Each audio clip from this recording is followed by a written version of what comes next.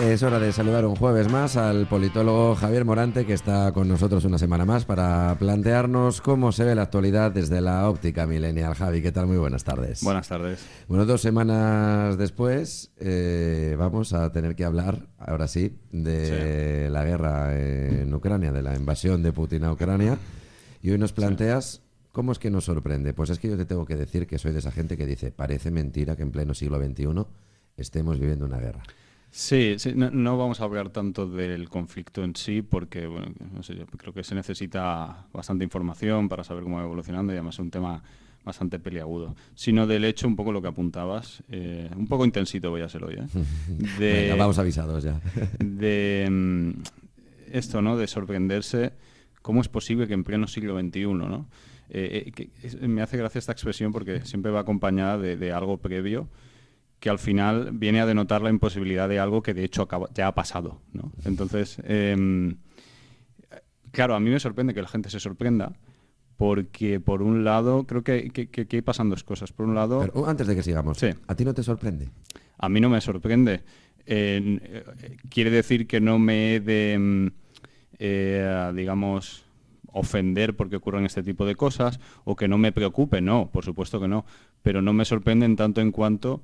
Durante toda la guerra, durante toda la historia de la humanidad ha habido conflictos armados y ha habido guerras y no sé qué es lo que nos hace tan diferentes de los seres humanos que vivían hace 80 años. Bueno, y de los que hecho, viven ahora en otros lugares del exacto, mundo donde es a lo que voy. Olvidados. Y además, desde que empezó el siglo XXI lleva habiendo conflictos en todo el mundo derivados de actuaciones, por cierto, de países de Occidente. Entonces no entiendo por qué no puede haber en Europa una guerra. Nos tocaba más lejos y no lo veíamos posible. Ojalá que no haya más y ojalá que esta acabe lo antes posible. No estoy diciendo que no estoy legitimando la guerra, que se me entienda bien. Y como digo, me sorprende que la gente se sorprenda. Primero porque, como apuntaba, somos el mismo bicho que hace 50, 500 y 40.000 años. ¿Cuál es la diferencia? ¿El desarrollo tecnológico? Pues aquí es a lo que voy. Creo que la gente confunde dos conceptos, que es la evolución biológica y el desarrollo tecnológico o desarrollo cultural derivado, o que lo determina, y que no tienen nada que ver. El desarrollo, la evolución biológica, nosotros no podemos percibirla porque se da en cientos de miles de años y muy poco a poco, y nuestras vidas son súper cortas.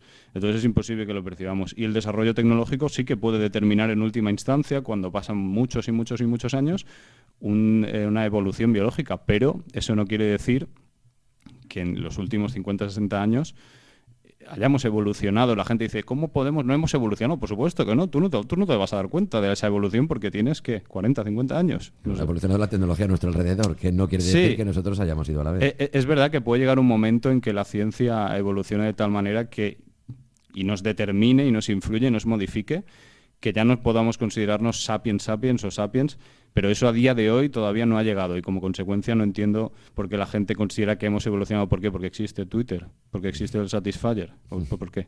Porque exactamente... No es una evolución, digamos, biológicamente hablando, claro, muy cualitativa. Entonces, como apuntaba antes, creo que la gente se confunde cuando considera que este tipo de cosas no podrían pasar, porque de hecho, como apuntaba, desde que empezó el siglo ha habido guerras y pues esta es una más, ¿no? ¿Eso quiere decir que los seres humanos somos malos por naturaleza? Bueno, yo creo que entrar ahí es un poco complejo porque primero había que definir qué es malo, qué es bueno y es un jardín filosófico. Sí. Pero bueno, yo creo que lo que nos define en realidad es la cooperación, es la empatía, es el intentar cuidar del resto, de la gente que está cerca de nosotros. Si eso se puede relacionar con, que sin duda se relaciona con significantes positivos para nosotros, pues entonces podríamos decir que somos más buenos que malos. Pero insisto, no me voy a meter ahí. Lo que quiero decir es que no habría que confundir estos dos conceptos y entender que el cambio, que la evolución, simplemente se refiere a una modificación. Todo evoluciona, pero eso no quiere decir necesariamente, y aquí es donde quería llegar, que el cambio vaya a ser mejor. Si no se entiende por qué se da este cambio, si no se entiende hacia dónde va este cambio, las cosas no van a mejor porque sí. Eso es como pensar que como la tostada la he metido en la tostadora todavía no se ha quemado, jamás se va a quemar. O sí, puede que se queme. El hecho de que no se haya quemado en este momento, todo va a ir bien porque todo va bien, ¿o no? ¿Esto es ser cenizo, ser pesimista? No, creo que Muchas veces aquí ya lo he dicho, es importante entender por qué ocurren las cosas y hacia dónde van las cosas.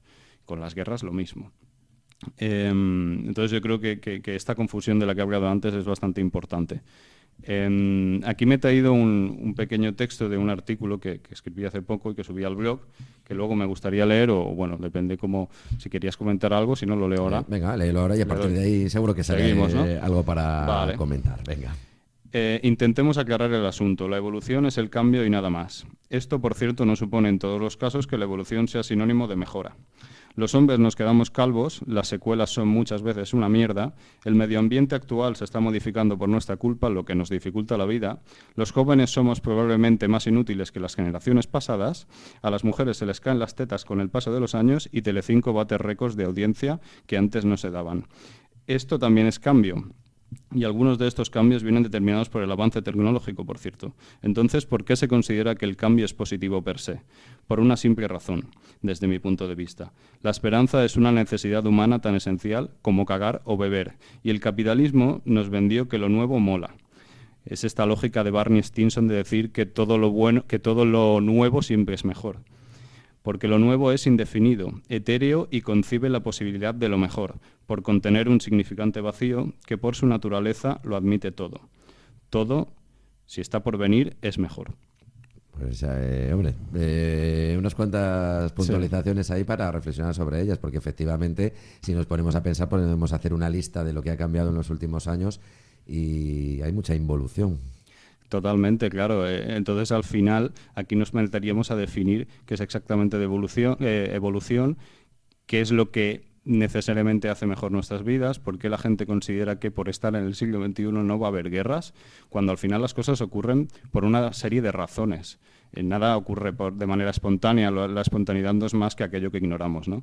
Entonces siempre hay una relación causa-efecto, siempre hay una correlación de fuerzas que determina que una cosa pase o no, o pase de una determinada manera, y el hecho de ignorar esto no quiere decir que algo pase porque un Dios todopoderoso lo ha determinado.